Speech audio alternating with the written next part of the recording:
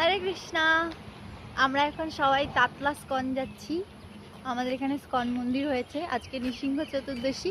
আপনাদের সবাইকে দেখাবো আমরা কি কি করি আর কিভাবে ভক্তি জীবনে নৃসিংহ চতুর্দশী পালন করি আর কতটা মজা হয়। হরে কৃষ্ণা। তো ফাইনালি আমরা চাকদা স্কন পৌঁছে গেছি। এই জায়গাটি খুব সুন্দর, আপনারা অবশ্যই আসবেন, এসে গৌরনিতাই দর্শন করবেন।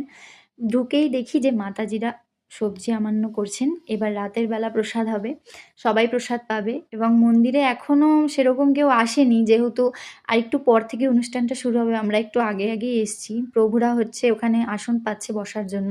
আমি যেখানেই যাই না কেন গুঁতো খাই। এখন একটা মাতাজির সাথে গুঁতো খেয়েছি বলে রিয়া ক্যামেরাটা সরিয়ে নিয়েছে। তো ভগবান এখন শয়নে আছে। তো এখন প্রভুপাদকে প্রণাম করতে হয় আগে, তো ওখানে প্রভুরা ছিল বলে আমি ওদিকটা যেতে পারিনি। তো ভগবানকে প্রণাম করলাম। এরপরে আমরা কি কি করি আপনাদেরকে অবশ্যই দেখাবো।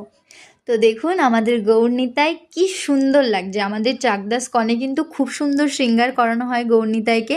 এরপরে ভজন কীর্তন এবং অভিষেক আপনাদেরকে দেখাবো।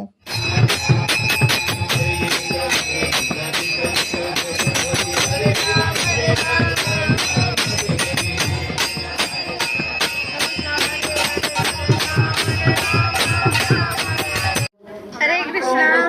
আমরা এখন প্রসাদ পাচ্ছি, নিচে প্রচুর ভিড়, তাই আমরা সন্ধ্যা আরতি দেখাতে পারলাম না, পরে দেখাবো। এই যে এরা প্রসাদ পাচ্ছে, দেখো।